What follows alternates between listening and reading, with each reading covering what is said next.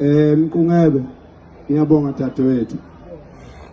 Abantu bayazama ke ngamandla ukusixabanisa mina noma Ngobese. Hayi kimi khohlwa mfana wami akulula nje. Akulula ngoba izinto engizenzayo angithunywa. Ngiyayikhethela ngiyindoda. Uyabona njengoba ngasukumela izwe ngimncane kuze kube namhlanje. Abanye bangibona lapha ngoba sengilekelela uMangobese sekuyimabazi ubuso bami. Ubokuhlehla ubuyele ku2016 2017 uyofunda amaposti kaTshatha ukuthi uTshatha wayibhala athini mayikhuluma ngami. Abantu bengakangazi. Angifiki mina nokusebenzela umphakathi. Angifiki futhi nokuxovwa. Angixoveki, angithengeki. Ayikho imali elingana nobudoda bami. Angeke zibe khona. Wonke umuntu ofuna ukunginika imali ehamba nombandela ngiyayibonga.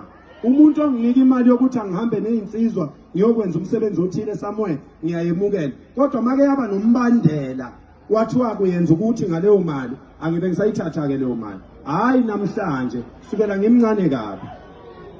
Niyabona udadewethu uMangobese ngingomunye wabantu abasuka kwaNongoma ngeyami imali njalo mayebize iMarch ngize la. Leya ndoda iyahlupha, leya ndoda leyana. Ukhona umuntu ohlala ethatha impepho yakubo nje ezoyishisela bonke abantu. Kanti impepho kuyona niyasemsamo bakwethu. Njalo le ndoda ishisa impepho le ndoda leyo. Hey ungathwali ngathi wendoda. Siyabonga lapho mfowethu siyabonga akwedlule lokho bafowethu. Mina isiphiwe uNkulunkulu angiphe sona emhlabeni uthando. Ngiyesekana mina bafowethu ngeseka ngisho abantu abangengeseki mina sidala. Ngisho ngangeseki mina yoqhubeka ngweseke udu. Ngiyesekana.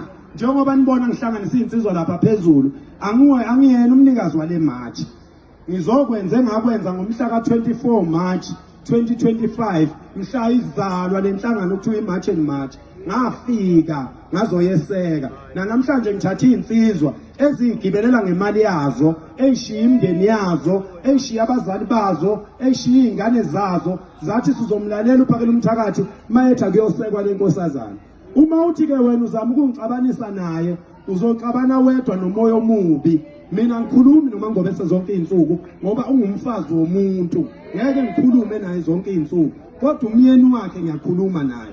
Ngiyameseka akusoze futhi kwaba nengxabano phakathi kwethu ngeke kuze kwenzeke. Mina ngiyindoda ngafundisa ukuthi ubudoda yini. Ngeke ngihlale ngimnamathele emfazini womuntu.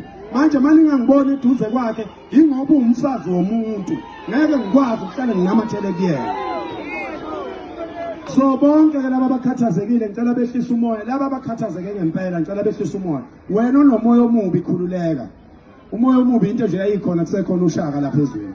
Into engeke iphele.